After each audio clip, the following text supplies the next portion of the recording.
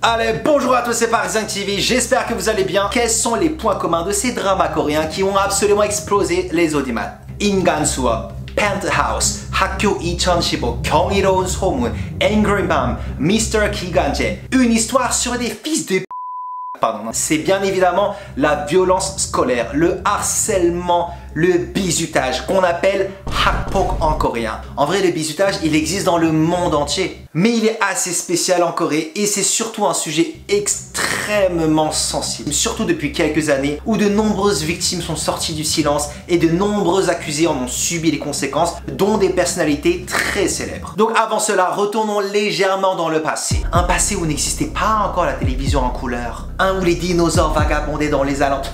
Je fais ça. Dans les années 50-60, il y a la guerre de Corée. Les dégâts de la guerre sont présents.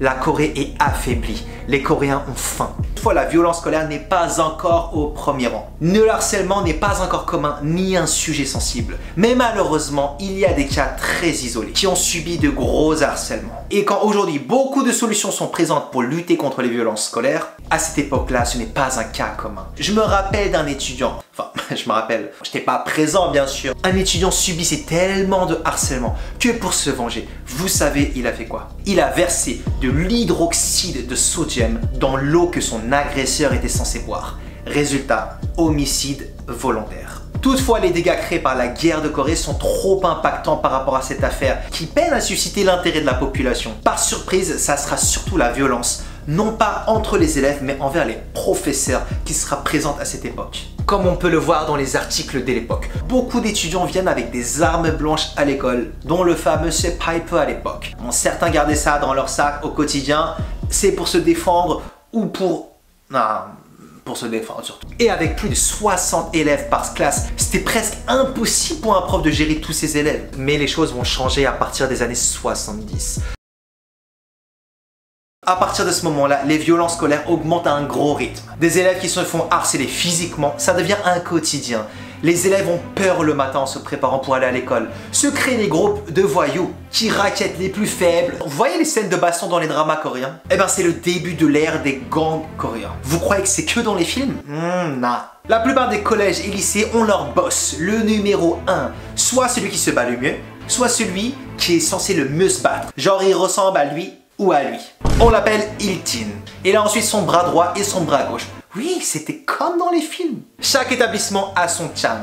Certains sont d'ailleurs plus connus que d'autres. Certaines régions sont connues pour mieux se battre que d'autres régions. Certains établissements sont en totale rivalité. On commence à classer d'ailleurs les régions qui sont les plus fortes en baston. C'est là que commencent les fameux Pesaum.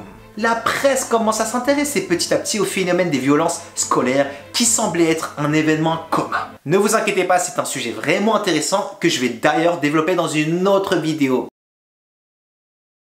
Dans les années 90, la violence scolaire augmente un rythme genre comme ça. Pourtant, la Corée n'en parle pas assez. Les solutions ne sont toujours pas présentes. Les établissements sont bien évidemment au courant des violences scolaires. Très peu, voire personne n'agit. Les sanctions sont extrêmement rares et les élèves se retrouvent au final tout seuls et des fois se vengent à leur façon. Il y avait un étudiant victime de harcèlement constant, cet étudiant en école élémentaire. Je précise que c'est important pour l'histoire, il est à l'école élémentaire. Genre il est en CE1. Il va pour se venger.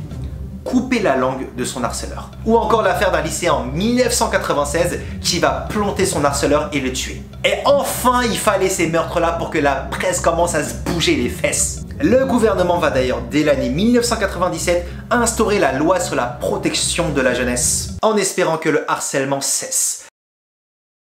Les années 2000 marquent l'arrivée de deux événements. Alors tout d'abord, cette fameuse protection de la loi contre la jeunesse là qu'ils avaient essayé de faire le gouvernement, ça a servi à rien. Absolument rien n'a changé. Un nouveau type d'harcèlement fait son apparition. Le shuttle, la livraison, le bread shuffle, le pain shuttle. Le harceleur vous donne de l'argent et vous devez aller acheter à manger pendant la pause déjeuner pour lui livrer directement. Bien évidemment, cela arrive qu'il vous laisse la monnaie restante en frais de livraison. Ils se croient pour Uber Eats ou quoi là? Mais très souvent, ils vont vous donner 1 euro et vont vous demander de vous acheter un kebab à 5 euros. Et même si j'ai fait elle, je peux vite comprendre que c'est vraiment des fils de...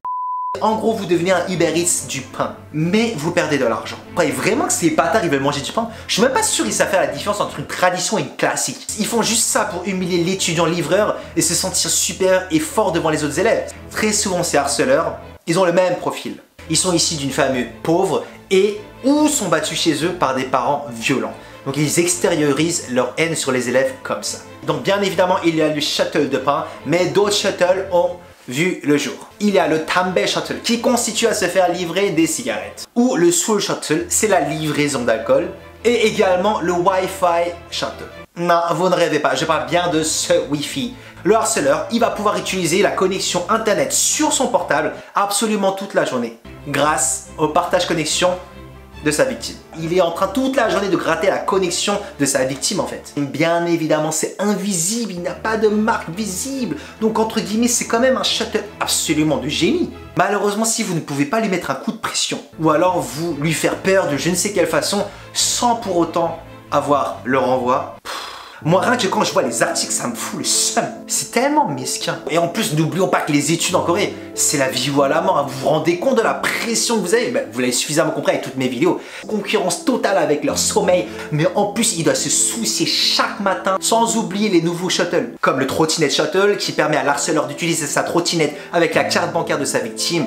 Encore une nouvelle façon d'harceler de manière invisible. Heureusement, avec l'évolution des réseaux sociaux, un mouvement visant à dénoncer les agresseurs et harceleurs scolaires sur le net fait son apparition. Avec des déclarations de tous les côtés, des preuves, des accusations, ce qui a mené à la fin de carrière de beaucoup de célébrités. Même si ce ne sont que les célébrités qui assument les conséquences aujourd'hui, le harcèlement est définitivement sur le devant de la scène. D'ailleurs, petite info, il y a maintenant tellement de célébrités qui ont été accusées de harcèlement et qui ont foutu une merde totale dans les projets. Du coup, beaucoup, voire une majorité des producteurs ont ajouté une condition supplémentaire dans les contrats qui vise à leur faire payer une amende dans le cas où ils mettraient en péril le projet dû à des accusations.